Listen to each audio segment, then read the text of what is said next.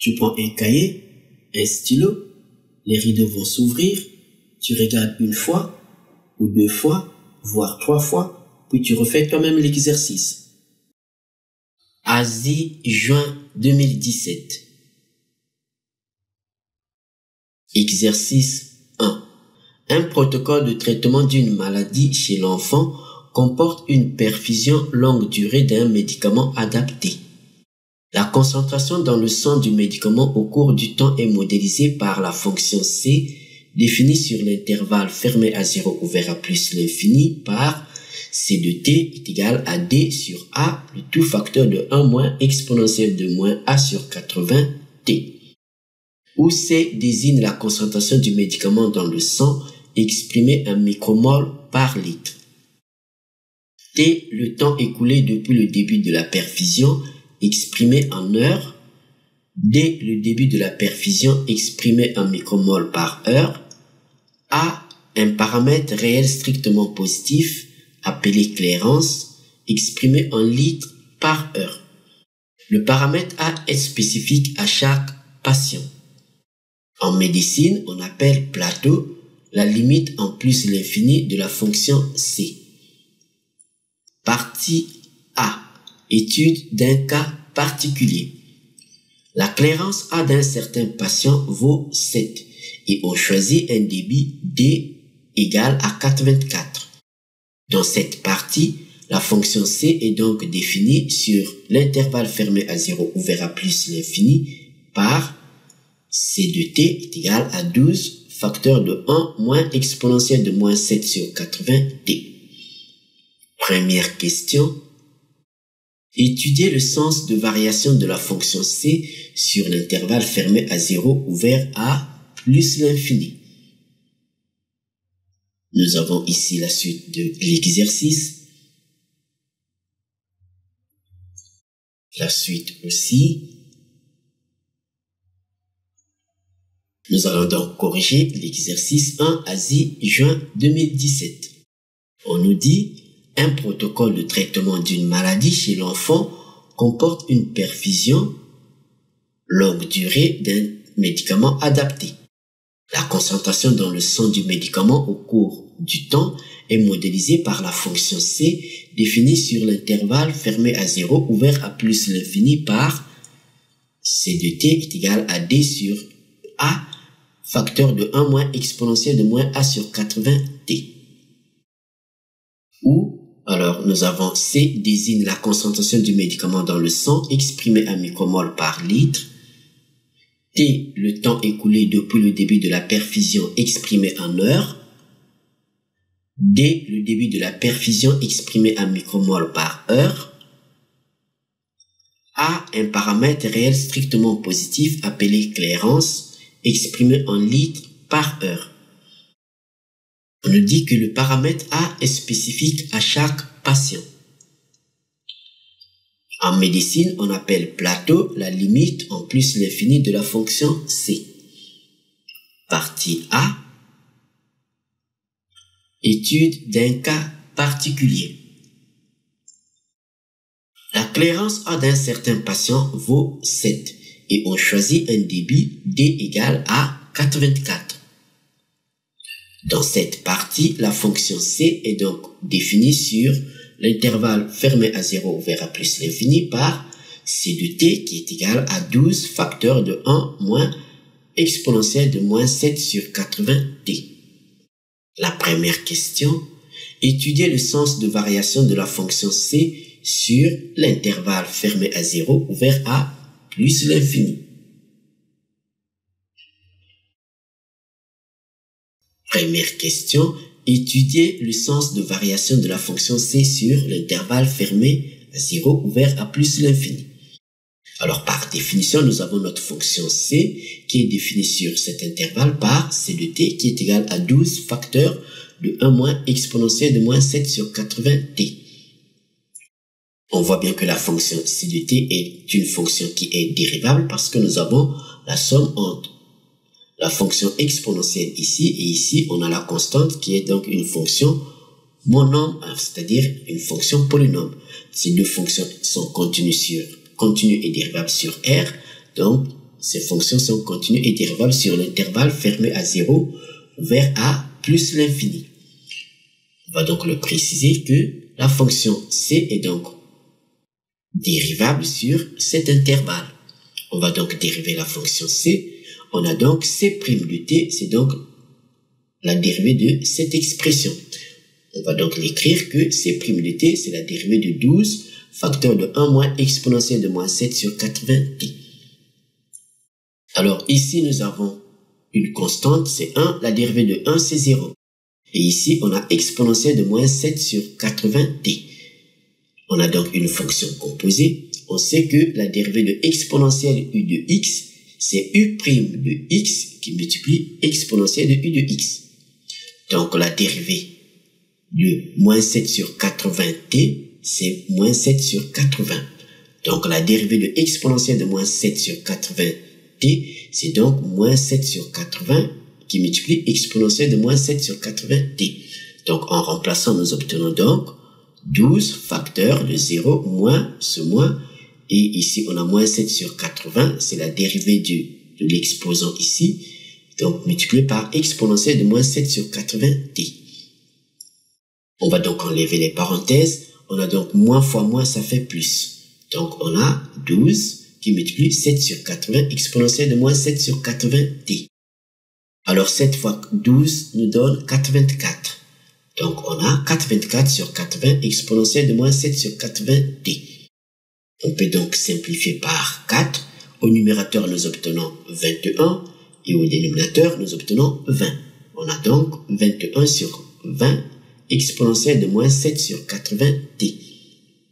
On nous demande le sens de variation de la fonction c.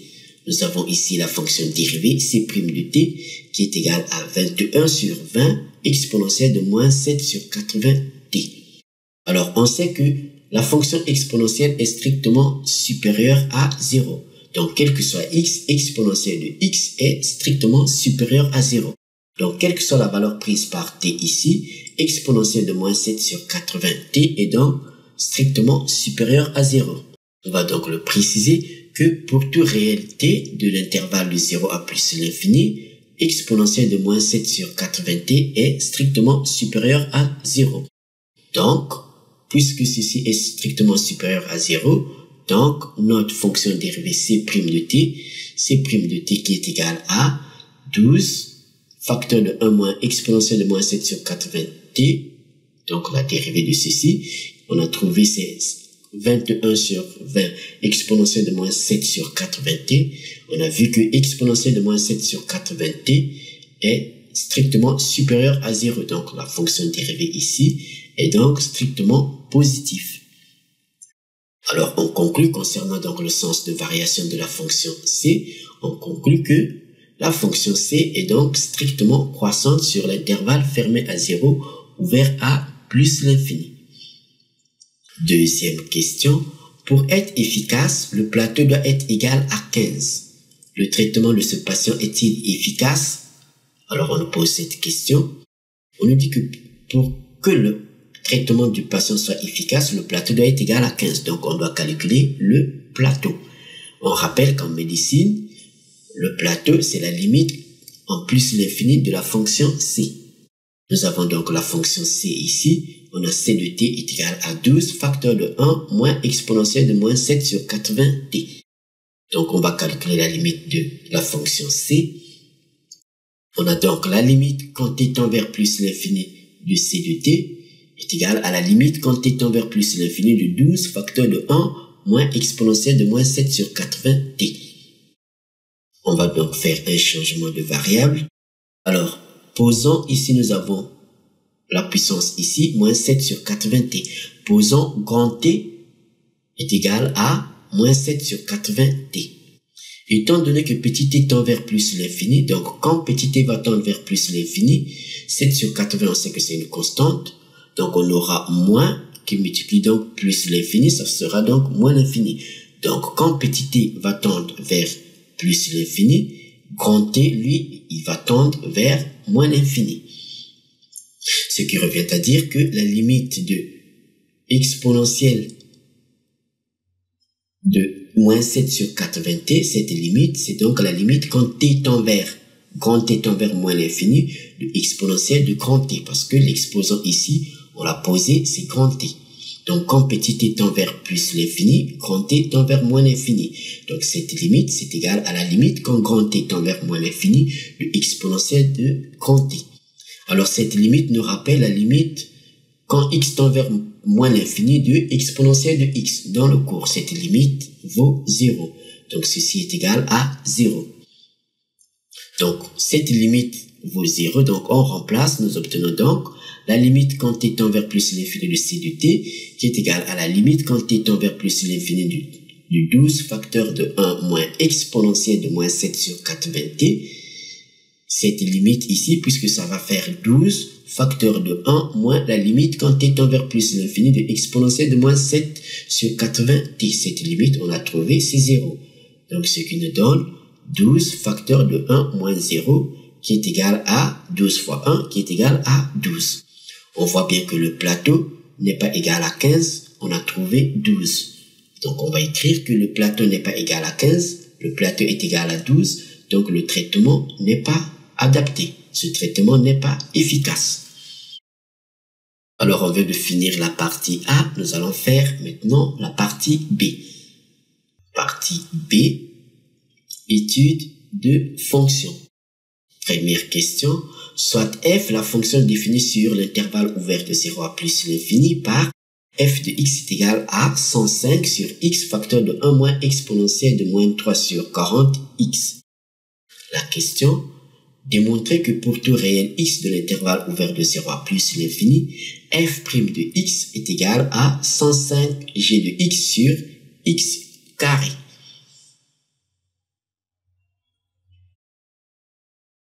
Donc, on nous demande de démontrer que pour tout réel x de l'intervalle ouvert de 0 à plus l'infini, f' de x est égal à 105 g de x sur x carré, où g est la fonction définie sur l'intervalle ouvert de 0 à plus l'infini par g de x est égal à 3x sur 40, exponentielle de moins 3x sur 40 plus exponentielle de moins 3x sur 40 moins 1. Alors, par définition, nous avons notre fonction f qui est définie par, nous avons la fonction f qui est définie sur l'intervalle ouvert de 0 à plus l'infini par f de x qui est égal à 105 sur x facteur de 1 moins exponentielle de moins 3 sur 40x. On voit bien que la fonction f est une fonction qui est dérivable. Pourquoi? Parce que au dénominateur, nous avons donc le domaine de définition, donc on a exclu 0, donc x est bien défini sur cet intervalle. Nous avons donc une fonction quotient. Donc la fonction quotient est définie et continue sur son intervalle de définition. Nous avons donc la fonction f qui est donc dérivable sur l'intervalle ouvert de 0 à plus l'infini. On peut donc dériver notre fonction f.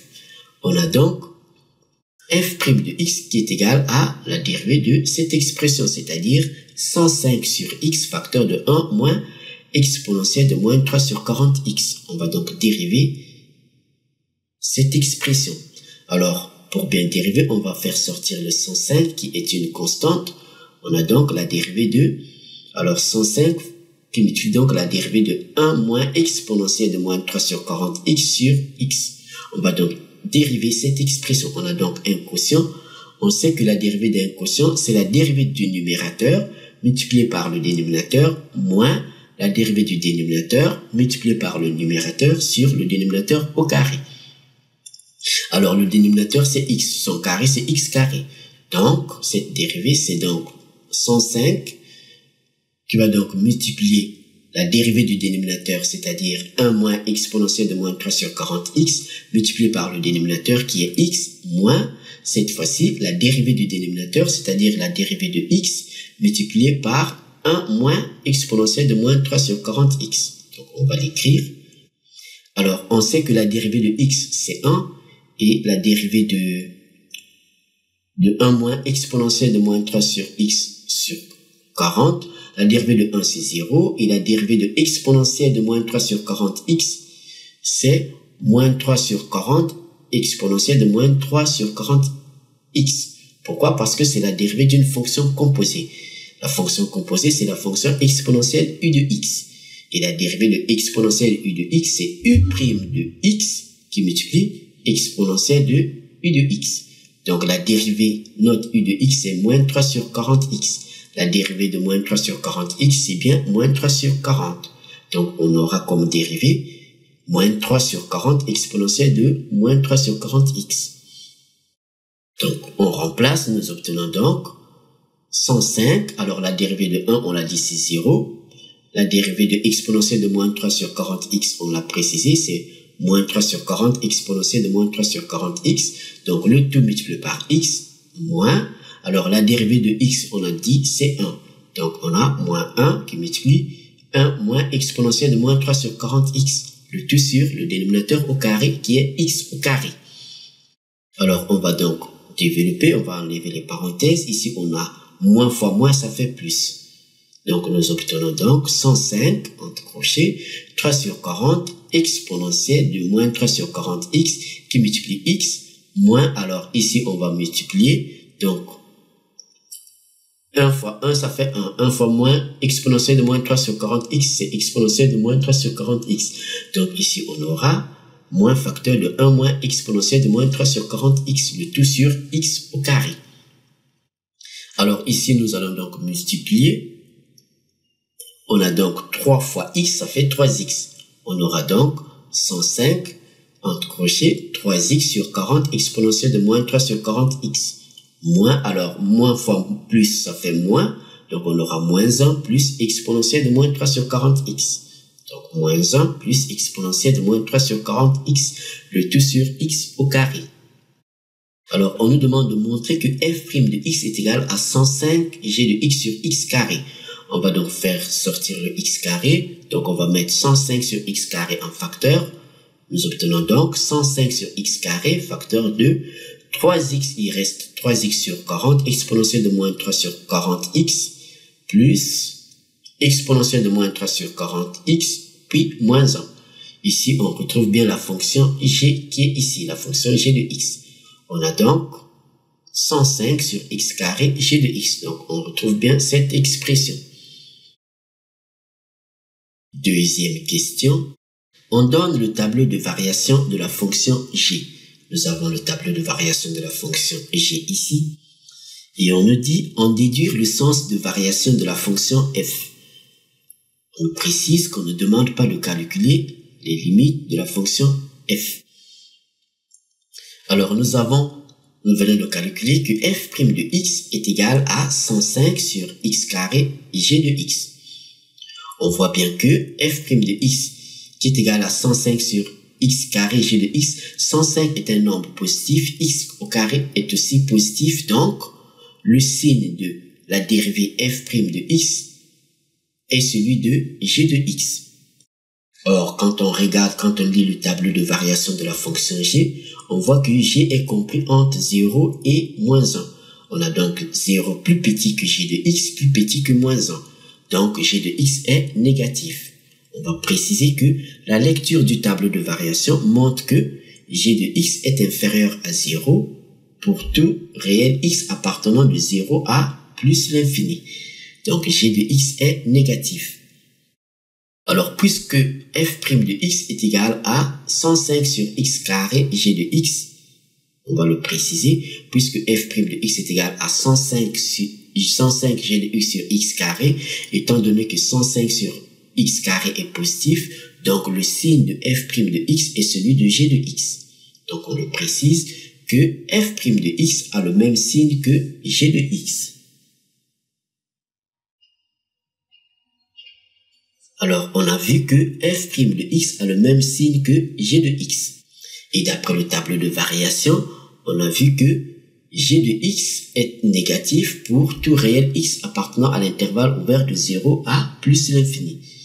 Puisque f' de x a le même signe que g de x, donc on conclut que f' de x est donc négatif pour tout réel x appartenant à ce même intervalle.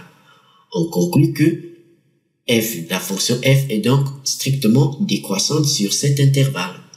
On le précise donc que f est strictement décroissante sur l'intervalle ouvert de 0 à plus l'infini. Troisième question. Montrer que l'équation f de x est égale à 5,9 admet une unique solution sur l'intervalle fermé de 1 à 80. En déduire que cette équation admet une unique solution, cette fois-ci, sur l'intervalle ouvert de 0 à plus l'infini. Et on nous demande de préciser, de donner une valeur approchée de cette solution au dixième près. Alors pour résoudre cette équation, puisqu'on nous demande de montrer que l'équation f de x est égale à 5,9, admet une unique solution. On a une unicité de la solution. Pour cela, on va faire appel au corollaire du théorème des valeurs intermédiaires. On fait un petit rappel de cours. Ce corollaire nous dit que soit f, une fonction définie, est strictement monotone. Donc strictement monotone. C'est hyper important. Il faut que donc la fonction f soit strictement monotone. Donc sur un intervalle i, a et b étant deux réels, donc i, pour tout réel k compris entre f de a et f de b. Donc il faut que k soit compris entre f de a et f de b. L'équation f de x est égale à k admet donc une unique solution alpha compris entre a et b. Ici nous avons comme équation f de x est égale à 5,9. Donc notre k c'est 5,9. Et on nous dit l'intervalle c'est de 1 à 80 fermé. Donc A pour nous c'est 1 et B c'est 80. Donc on va d'abord vérifier que la fonction est strictement monotone. On va donc préciser puisqu'on vient de voir que la fonction est strictement décroissante sur 0 à plus l'infini ouvert. Donc étant donné que la fonction f est strictement décroissante, donc la fonction f est bien strictement monotone. On le précise que notre fonction f est définie et strictement décroissante, donc strictement monotone sur l'intervalle ouvert de 0 à plus l'infini. Cela montre que puisque la fonction est strictement décroissante sur cet intervalle, donc sur tout autre intervalle contenu dans cet intervalle, la fonction f est strictement décroissante. On le précise donc que elle l'est aussi sur l'intervalle fermé de 1 à 80 qui est contenu dans l'intervalle ouvert de 0 à plus l'infini. Alors par définition, nous avons donc notre fonction f qui est définie par f de x est égal à 105 sur x facteur de 1 moins exponentielle de moins 3 sur 40x. On vient de montrer que la fonction f est strictement monotone. Nous allons donc calculer f de a et f de b. A c'est 1, b c'est 80. On va donc calculer f de 1. f de 1, on remplace x par 1. Nous obtenons donc 105 sur 1, facteur de 1 moins exponentielle de moins 3 sur 40 qui multiplie 1. On va faire des opérations. Donc on a 105 sur 1, ça fait 105. On prend donc la calculatrice. Moins 3 sur 40 fois 1, donc ça fait moins 3 sur 40. On prend la calculatrice, ce qui nous donne à peu près 7,59. On va aussi calculer f de 80. À la place de x, on met 80. Nous obtenons donc f de 80, ça fait donc 105 sur 80, facteur de 1 moins exponentielle de moins 3 sur 40 qui multiplie 80. On prend donc la calculatrice, on peut donc simplifier d'abord par 5, ce qui nous donne alors 21 sur 16, puisque 5 fois 16, ça fait 80, 5 fois 21, ça fait 105. Donc on a, et 80 sur 40, ça fait 2. Donc on a 1 moins exponentielle de moins 3 fois 2 qui nous donne moins 6. On prend la calculatrice, ce qui nous donne à peu près 1,3. Alors ici, notre k, puisque l'équation f de x est égale à 5,9. Donc notre k, c'est 5,9. On voit bien que 5,9 est compris entre f de 1, qui est égal à peu près à 7,59, qui est largement supérieur à 5,9, et f de 80, qui est égal à 1,3, qui est largement inférieur à 5,9. Les conditions d'application du corollaire du théorème des valeurs intermédiaires sont satisfaites. Donc, d'après le corollaire du théorème des valeurs intermédiaires, l'équation f de x est égale à 5,9 admet une unique solution alpha sur l'intervalle fermé de 1 à 80. Et on a donc f de alpha est égal à 5,9. Alors, puisqu'on nous demande de préciser que alpha est l'unique solution de l'équation f de x est égale à 5,9 sur l'intervalle ouvert de 0 à plus l'infini, alors on précise que la fonction f qui est définie sur l'intervalle ouvert de 0 à plus l'infini, elle est strictement décroissante sur cet intervalle. Alors, étant donné que l'intervalle fermé de 1 à 80 est contenu dans cet intervalle, on va donc préciser, étant donné que alpha est l'unique solution de l'équation f de x est égal à 5,9 dans l'intervalle de 1 à 80 fermé. Or, cet intervalle est contenu dans l'intervalle ouvert de 0 à plus l'infini. Donc, on conclut que alpha est aussi l'unique solution de l'équation f de x est égal à 5,9 sur cet intervalle ouvert de 0 à plus l'infini. On nous demande de donner une valeur de alpha. Alors, par définition, nous avons notre fonction f qui est définie par f de x est égal à 105 sur x, facteur de 1 moins exponentielle de moins 3 sur 40x. Alors, en utilisant la calculatrice, nous obtenons, si on commence par f de 2, 3, 4, on trouve que c'est supérieur à 5,9. Donc, f de 8, prenons f de 8 qui est égal à 105 sur 8. On remplace donc x par 8 dans cette expression. Nous obtenons 105 sur 8, facteur de 1 moins exponentielle de moins 3 sur 40 qui multiplie 8. Et on prend la calculatrice, on trouve, c'est à peu près 5,92. On constate que 5,92 est strictement supérieur à 5,9. On augmente, on va donc calculer f de 9. f de 9, c'est donc 105 sur 9, on remplace x par 9, donc facteur de 1 moins exponentielle de moins 3 sur 40 qui multiplie 9. Et en prenant la calculatrice, on trouve que c'est à peu près 5,73. Or, 5,73 est plus petit que 5,9. On conclut que alpha est donc compris entre 8 et 9. Donc, on conclut que alpha est compris entre 8 et 9. Alors, on continue. Cette fois-ci, nous allons calculer f de 8,1. On va calculer f de 8,1 puisqu'on doit déterminer la valeur de alpha à 10 à la puissance moins 1 prime. Un chiffre après la virgule. Donc, on calcule f de 8,1. f de 8,1, ça fait donc 105 sur 8,1. À la place de x, on remplace par 8,1. Ce qui nous donne 105 sur 8,1, facteur de 1 moins exponentielle de moins 3 sur 40 qui multiplie 8,1. Et en prenant la calculatrice, nous obtenons à peu près 5,902. On voit bien que 5,902 est strictement supérieur à 5,9, c'est-à-dire 5,900. On va maintenant calculer f de 8,2. Alors f de 8,2, on remplace x par 8,2 dans cette expression. Nous obtenons donc 105 sur 8,2, facteur de 1 moins exponentielle de moins 3 sur 40 qui multiplie 8,2. On prend la calculatrice, nous obtenons à peu près 5,882. On voit bien que 5,882 est plus petit que 5,9, c'est-à-dire 5,900. Donc, on conclut que alpha est compris entre 8,1 et 8,2.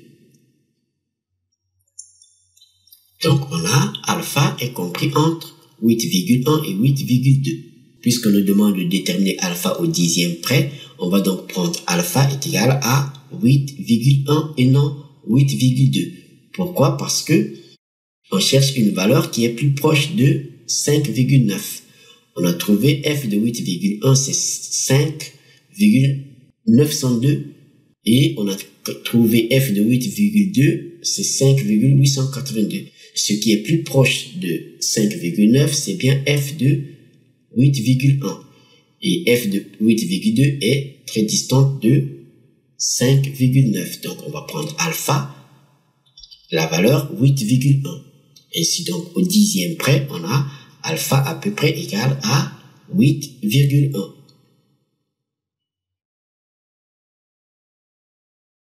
On vient de finir la partie B, nous allons faire maintenant la partie C.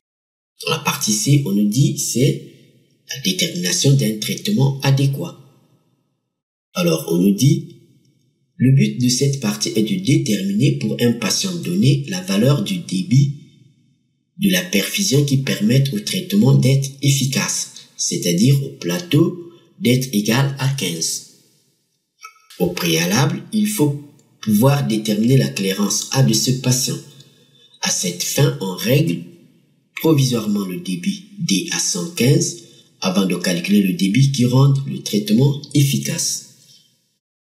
On rappelle que la fonction C est définie sur l'intervalle fermé à 0 ouvert à plus l'infini par C de t qui est égal à D sur A, facteur de 1 moins exponentielle de moins A sur 80t. La première question, on cherche à déterminer la clairance A d'un patient. On nous dit, le débit est provisoirement réglé à 105.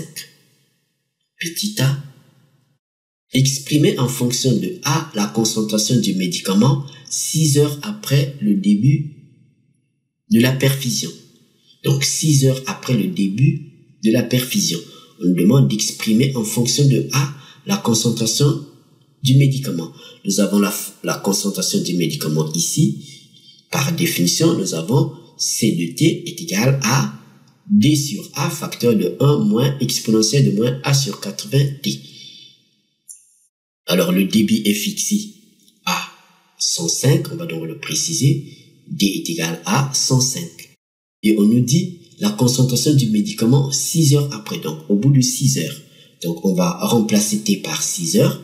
Nous obtenons donc C de 6, c'est-à-dire C de 6 heures est égal à la place de T, on remplace par 6. Nous obtenons donc 105 sur A, facteur de 1 moins exponentielle de moins A sur 80 qui multiplie 6. Alors on peut simplifier par 2 ici. Nous obtenons donc moins A fois 3 sur 40. Donc ceci nous donne 105 sur A, facteur de 1 moins exponentielle de moins 3A sur 40. Alors ici cela doit nous rappeler l'expression de la fonction f, puisque par définition nous avons la fonction f qui est égale, f de x est égal à 105 sur x, facteur de 1 moins exponentielle de moins 3 sur 40x. Donc cette concentration C de 6 qui est égal à 105 sur A, facteur de 1 moins exponentielle de moins 3A sur 40 n'est rien d'autre que f de A. Donc on peut le préciser que C de 6 est égal à 105 sur A, facteur de 1 moins exponentielle de moins A sur 80 qui multiplie 6. Ceci est égal à f de A.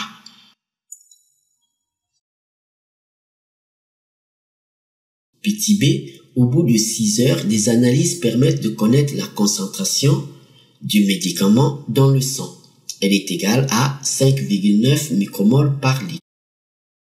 Déterminer une valeur approchée au dixième de litre par heure de la clairance de ce patient. Alors la clairance, c'est bien A. Alors à la question précédente, on a vu qu'au bout de 6 heures, la concentration C de 6 est égale à, on a vu, C de 6 est égal à 105 sur A. On a déterminé en fonction de A, c'est égal à 105 sur A, facteur de 1 moins exponentielle de moins A sur 80 qui multiplie 6. Et on a vu que C de 6, c'est égal à F de A. Alors ici, on nous dit, des analyses permettent de connaître la concentration du médicament dans le sang. Elle est égale à 5,9. Donc cette concentration, C de 6, qui est égale à F de A, est bien égale à 5,9.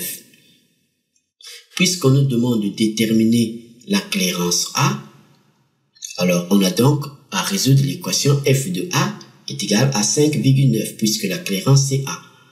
On a vu à la question 3 de la partie B que l'équation F de x est égale à 5,9 admet une solution unique alpha qui est égale à peu près 8,1. Donc, l'équation F de A qui est égale à 5,9 admet comme solution A qui est égale à peu près à 8,1. Donc l'équation f de x est égale à 5,9 admet une solution unique alpha qui est égale à 8,1. Nous avons bien f de alpha est égal à 5,9. Alpha est l'unique solution telle que f de alpha soit égal à 5,9. Étant donné qu'on nous demande la clairance A, on a donc l'équation f de A qui est égale à 5,9, ce qui revient à dire que la valeur de A de la clairance n'est rien d'autre que la valeur de alpha ici. Donc on conclut que la valeur approchée de la clairance de A de ce patient n'est rien d'autre que la valeur de alpha qui est égale à 8,1. Deuxième question, déterminer la valeur du débit D de la perfusion garantissant l'efficacité du traitement. Alors l'efficacité du traitement, on a vu que ça correspond à la valeur du plateau qui doit être égale à 15. On va donc le préciser que l'efficacité du traitement correspond au fait que le plateau doit être égal à 15. Et on sait que le plateau, c'est la limite de la concentration quand t tend vers plus l'infini. Donc on va calculer cette limite. On a donc la limite quand t tend vers plus l'infini de c de t qui est égal donc à la limite quand t tend vers plus l'infini de d sur a facteur de 1 moins exponentielle de moins a sur 80t. Alors la limite quand t tend vers plus l'infini de exponentielle de moins a sur 80t, on l'a vu, cette limite c'est égal à 0 en faisant un changement de variable. Donc cette limite c'est égal à 0 et donc le résultat nous donne d sur a facteur de 1 moins 0. 1 moins 0 c'est 1, donc multiplié par d sur a, ce qui nous donne bien d sur a. Alors pour que l'efficacité du traitement soit garantie, il faut que le plateau soit égal à 15. Donc le plateau c'est cette limite. Donc cette limite doit être égale à 15. Étant donné qu'on nous demande de déterminer la valeur de d, donc nous allons résoudre l'équation d sur a est égal à 15. On a d sur a est égal à 15. On connaît a c'est alpha, donc c'est 8,1. On remplace a par sa valeur. On a donc d sur 8,1 est égal à 15. Ici, on va faire donc le moyen est égal au produit des extrêmes ou encore on multiplie toute l'équation par 8,1. Nous obtenons donc d est égal à 15 multiplié par 8,1, ce qui nous donne 121,5. On conclut donc que le débit garantissant l'efficacité du traitement est donc de 121,5 micromoles par heure. Merci Quimpermat. N'oublie pas de t'abonner à notre chaîne et de faire un like.